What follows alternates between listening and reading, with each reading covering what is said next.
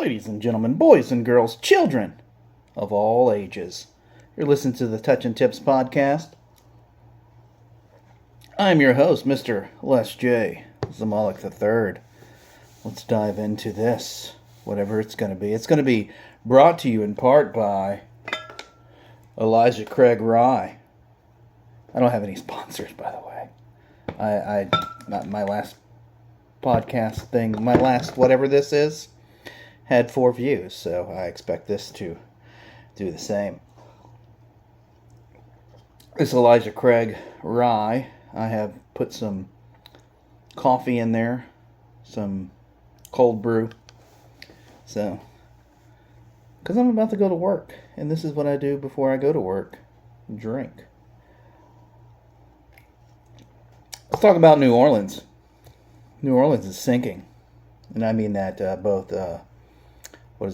metaphorically and phorically?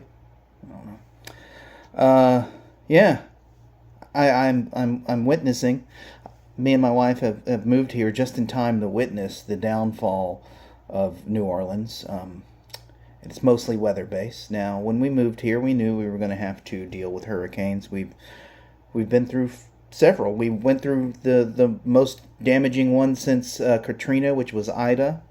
So that was fun. I think the first 2 years we were here, it was at least 5 hurricanes. There were 3 that hit, like 2 of them back to back, like literally, like Marco and something else hit like consecutively in the same day, and then like a week later another one hit. Anyway, we need a nice Cat 2, maybe even a Cat 3 to hit right now, because we've gone through the worst summer in the history of recorded history, and there's a drought that's atypical of New Orleans, and it is now making the salt water from the Gulf of Mexico come into the Mississippi River, and probably by the end of next month, which is October, our drinking water is going to not be drinkable. So hey, fuck yeah, New Orleans is losing its allure. Why did we move here? It's turning into a fucking nightmare. So that's fun. So we drink. That's what we do. What else can we do besides move? And we can move. We moved here on a whim. I guess we can move away here on a whim. But who knows? I honestly, tourism is bad.